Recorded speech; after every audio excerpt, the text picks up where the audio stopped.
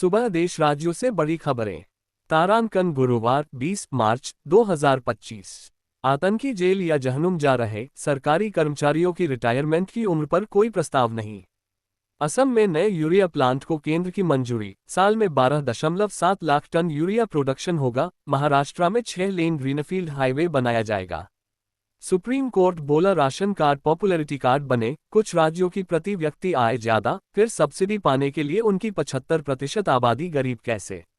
राज्यसभा में गृह मंत्रालय के कामकाज पर चर्चा के दौरान बुधवार को गृह मंत्री अमित शाह और तृणमूल कांग्रेस सांसद साकेत गोखले के बीच तीखी बहस देखने को मिली।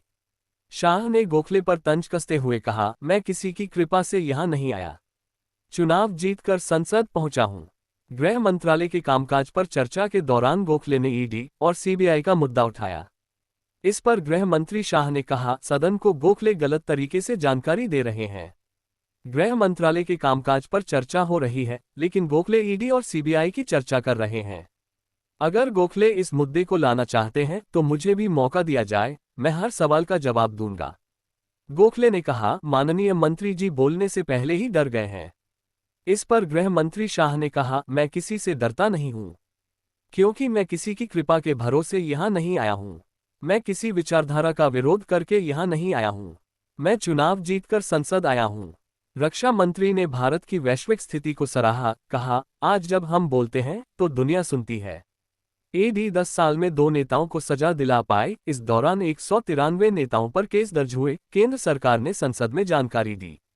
मुख्यमंत्री देवेंद्र फडणवीस ने विधानसभा में बड़ा बयान दिया है। उन्होंने पुलिसकर्मियों पर हमले का जिक्र करते हुए कहा कि जिसने भी ऐसा किया है उन्हें कब्र से भी खोदकर निकालेंगे। उन्होंने कहा, किसी को भी नहीं बख्शा जाएगा। बाबरी मस्जिद को जैसे जनता ने ध्वस्त किया, वैसे ही मथुरा काशी में भी बनाएंगे मंदिर। संगीत सोम। यूक्रेन जंग पर ट्रंप की जेलेंस्की से 1 घंटे बातचीत, कहा अमेरिकी विदेश मंत्री जल्द डिटेल देंगे। कल पुतिन से 90 मिनट बात की थी, क्या खत्म होगी रूस यूक्रेन जंग।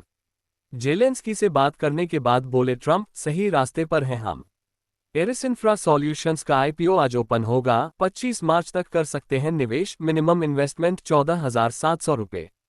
यूपीआई इंसेंटिव स्कीम 1 साल के लिए बढ़ी, 2,000 रुपये के ट्रांजैक्शन पर दुकानदार को 3 रुपये मिलेंगे। सरकार 1,500 करोड़ खर्च करेगी।